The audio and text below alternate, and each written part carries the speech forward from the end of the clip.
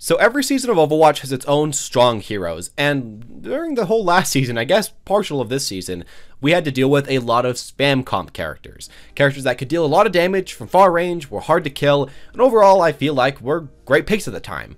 But today, a lot of that has changed, and with the disappearance of spam comp, there's been some other characters moving a little bit more into the meta. And today I want to talk to you guys about those characters today. 3 heroes that can really carry a lot of your games, will be doing a lot for your team, and I think can climb relatively easy in ranked because none of them are way too hard to pick up, and you can kind of just pick up and play a decent amount of them and do at least half okay. With that said, let's get started.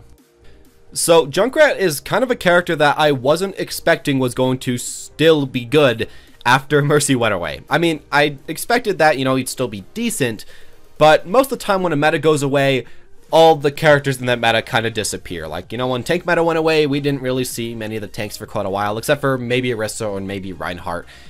But with the spam meta, Junkrat wasn't always strong just because of spam meta. I think Junkrat was just strong by himself, but he made the spam meta even stronger. And while Junkrat does work amazingly with Mercy, he didn't necessarily need Mercy or need Orisa or need any of those characters to do his huge amount of AoE damage, to get the amount of picks that he can get, and to just overall outdamage a lot of the other DPS in the game.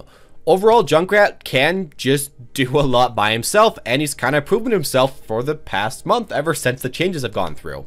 Junkrat still has the number 1 or number 2, I guess, depending on the rank, win rate of any DPS in the game. He obviously still is a strong contender for the best DPS pick, and even without always playing with spam comp, you can still pick him up. While Junkrat isn't the best, again, with something like a dive comp, you can go for him as he can just shoot into the dive and still maybe get a pick, maybe get some damage, and of course get his ultimate, which can get a pick by itself and I guess help as well in the dive. Obviously, he can work pretty well with triple tank because they block a lot of damage while he does a ton, maybe a little bit more damage than he should, and even against 4 tanks, which is a thing that we're seeing quite a bit right now, Junkrat can actually somewhat counter that. Now, he can't totally counter it, but if you play at the right high ground spots, and if you have some support on you, and if you have just peel so that you don't die as the tanks are jumping towards you, you can in the long run out damage them, especially if they're fighting right next to each other. Characters like McCree or Soldier just really can't do that versus Quadra Tank, and that's why I feel like Junkrat, with 3 other tanks, in a lot of cases can actually do better than Quadra Tank, which is, I guess, a good thing if you are a DPS player, because there is the Junkrat pick right there. Now, a thing I can't forget to mention about Junkrat is that he is one of those characters that seems extremely easy on paper. I mean, all you have to do is throw mines towards people and be relatively close to hitting the mine, a little bit closer than in the past, but still not way too hard to hit, or spam into the choke and get a lot of damage that way, and then finally ult off and pick somebody that's off by themselves. And that is the general basis of his kit. But I think a thing a lot of people forget about that might be kind of hard to learn about this character is learning how to control your projectile so that you can actually hit people midair, or so that you can hit people that are leaving the spawn, or so that you can hit people that are actually moving around. Spamming the point is a viable option as Junkrat, but if you can get good at actually aiming these things, aiming his primary fire, you can do a lot more damage and you can actually help your team a ton more. And I feel like if you decide to, play the character and do decently just by regularly playing him and not putting in way too much effort, if you put in a lot of extra effort and start to actually learn how to play this character correctly and how to learn how to aim with him and how to position better, I think you're going to be climbing really fast as him because, again, he is a super strong pick right now. A character that I couldn't forget to mention on this list is Diva, and yeah, I decided to pick Diva up this season because she's honestly very different than what she used to be and very strong.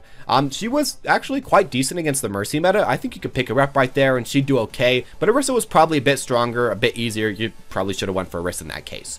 But now that Orisa is a little bit out of the way, Diva has actually shown to be an extremely strong pick, and I think it's because of a few reasons. One of them is that she's good at just about everything. Now, maybe she isn't the best at everything. I mean, she can't get kills as much as DPS or tank quite as much as some other characters or put up a wall, but she can do everything okay. I mean, she can do a decent amount of burst damage with shooting, rocket, melee, booster, get a kill like that. She has a decent amount of mobility, a decent amount of health and armor, a decent enough ult that can get a decent amount of kills. She can protect her teammates for a long enough amount of time that she can kind of do what she needs to do. And I think that's overall how it kind of works. And the thing that makes Diva so strong right now is that she isn't just average at all these things. I think she's slightly above average at all these things. She's not a one-trick pony. She's kind of a jack of all trades that is slightly better than average at all of those trades, which I think does make her a very good pick right now. Now, the thing about Diva that I like so much in this current patch and the way that she's played is that she can play very close up in the front line. Beforehand, she, for the most part, played next to her back line, tried to stop them from getting just dove, tried to stop a lot of damage with the huge 4-second defense matrix, and overall, she was extremely strong before the rework. But after the rework, while she can't play as defensively anymore, she can play as a much better bruiser than she used to be able to. You can get up, you can get in the front line, you can finish off kills, or at least you can get people to about half HP to have your Junkrat, or your McCree, or your Widowmaker or something finish off kills.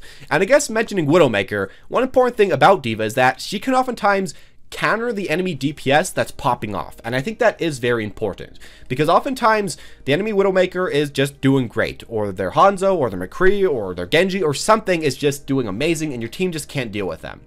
If you're playing as Diva, and even if you aren't the best Diva, you can, most of the time, just kind of fly next to them, block their damage, body block, waste a lot of their time, and you eventually might lose your mech, but then you can just come back and do it again, and you've given your teammates a lot of time to not have to deal with that character that's extremely good, or that player, I mean, that is extremely good. And I think that alone also helps a lot when playing in competitive and trying to climb in competitive, because you can make so that you stop their star player, and not every tank can do that, because while Winston, I guess, can do that, he has to die a lot more often, honestly, and he can't stall for quite as long. So that's the thing I really do like about this character.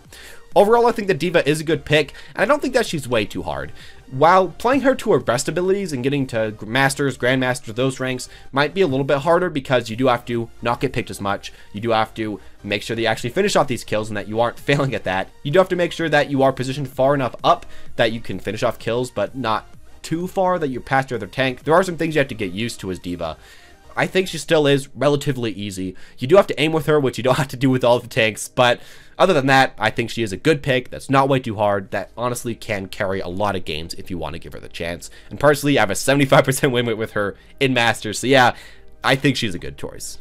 And the final hero that I feel like is a, extremely good carry hero right now is Moira. And I'm honestly going to say I don't have way too much time on Moira, or at least I didn't before the Mercy changes went through.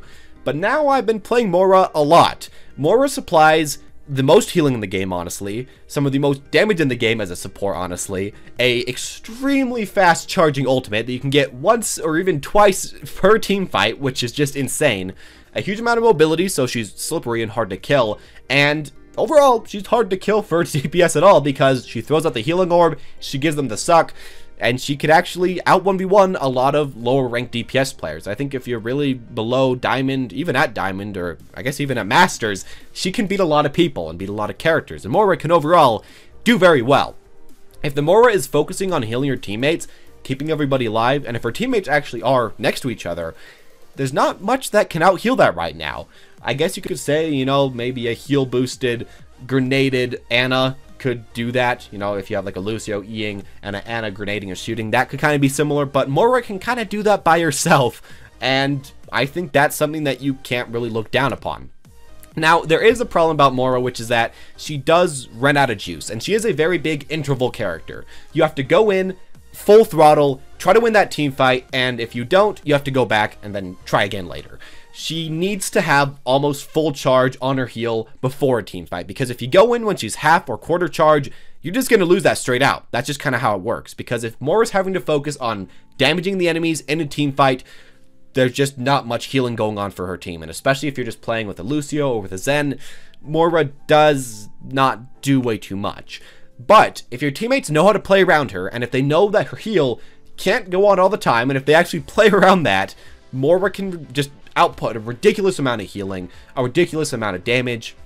And if you actually go into a team fight with Moira first off using all of her healing, and of course her E or the orb as the healing form, and then after that she goes for an ultimate, she can still heal for a ridiculous amount of time, a ridiculous amount of damage, and her entire team she can heal almost at the same time.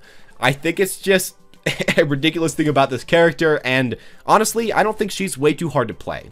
Just make sure that you don't push up way too far by yourself, because some people are going for DPS Moira, and while that can work, I don't think it's really worth your time. Unless your teammate is already just demolishing the team fight. If your teammates are already just winning by themselves, you can just go for damage and go for elims and finish it off like that. But otherwise, I think healing as Moira, that can carry a game just easier than anything else, honestly. And it's not way too hard, and I guess if you have to pick up a support right now and you don't know what one to go for, Moira is a very good option. Just make sure to tell your teammates, hey guys, let's go in right now, instead of slowly having the poke wars, because again, yeah, she doesn't do the best versus that. But anyways, as always, this has just been my own personal opinion, and if you personally feel like there's other characters that are really strong in this meta that you want me to talk about in the near future that you think can honestly climb in ranked this season, please tell me down in the comments section down below. If you enjoyed, leave a like, press the subscribe button, or I guess press the notification button, because that's the real subscribe button. Anyways, as always guys, thank you all for watching, hope you enjoyed. Again, leave your own opinion in the comments down below, but as always guys, have a wonderful day.